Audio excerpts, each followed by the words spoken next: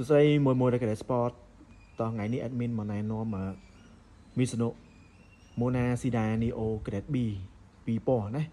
សម្រាប់មួយដែលគាត់មានតម្រូវការចង់បានតែស្បែកជើងថ្មីអត់ចង់ប្រើមកទឹកណា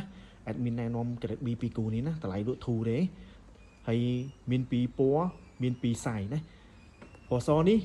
admin មានពីរសាយណាសាយ40កន្លះ 26 cm ហើយនិងសាយ42 27 cm ណាស្អាតមែនតើពណ៌សឡាយពណ៌មាសណាមួយដែលស្រឡាញ់ពណ៌សអាចឆានបានណាហើយចំណែកពណ៌ខ្មៅនេះ admin នៅសល់តែមួយសាយទេសាយ40កន្លះ 26 cm ណាពណ៌ខ្មៅឡាយពណ៌សស្អាតណាស្អាតមែនតើ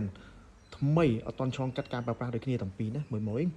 សម្រាប់កម្មវិធីបំណាច់ឆ្នាំនេះ admin ក៏មានថែមរបស់ពិសេសឲ្យដែរណាគឺថែមស្រោមជើងស្អិតមួយគូហើយនឹង free សេវាឲ្យមួយទៀតណាវាចំតម្លៃ$65មួយគូណាហើយ$65នេះ admin មាន free សេវា free នឹងស្រោមជើងដូច្នេះមួយដែលចាប់អារម្មណ៍ស្រឡាញ់ original grade B អត់ចង់ប្រើមកទឹកអាចឆានបានណា Mizuno Mona Sida Neo ណាអូខេមួយដែលត្រូវជើងទៅធំមកឆានបានណាតាម page ក៏បាន TikTok ក៏បានឬក៏ Telegram ក៏បានដែរបើសិនជាអាចមកលដល់ទីតាំងក៏បានដែរណានៅបរិយាភពថ្មីកបោត3ណាមួយអូខេអរគុណច្រើនណា